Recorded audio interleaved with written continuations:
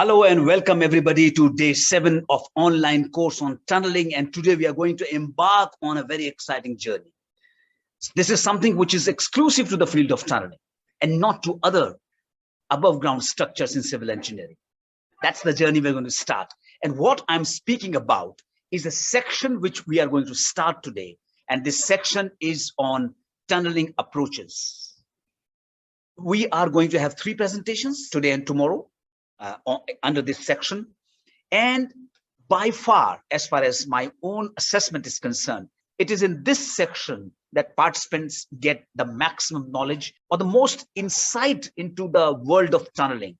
What exactly happens when you bore a tunnel? What are the changes happen? So how is the response of the ground and why, and what does a support do, etc. So all those things. So you should be attentive today and tomorrow. I know you're always attentive, but a little bit extra.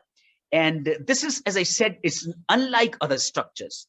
In other structures, you do design and construction. We have done the construction techniques.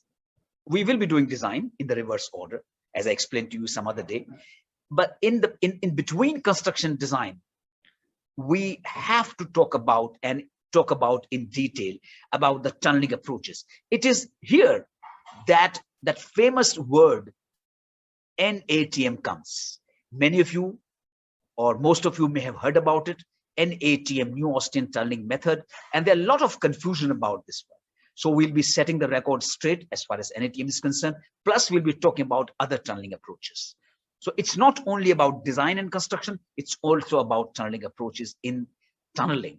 And so without much ado, since everybody's there, let's get going with the first presentation, which is on NATM, for which, as usual, I have to share my screen and take you to the start of this presentation, which says NATM approach to tunnel design and construction.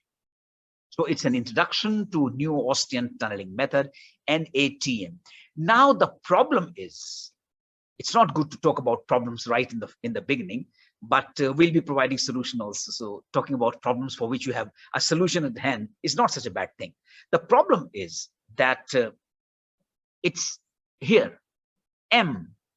M is for good things also. My name starts with M, so M can't be bad.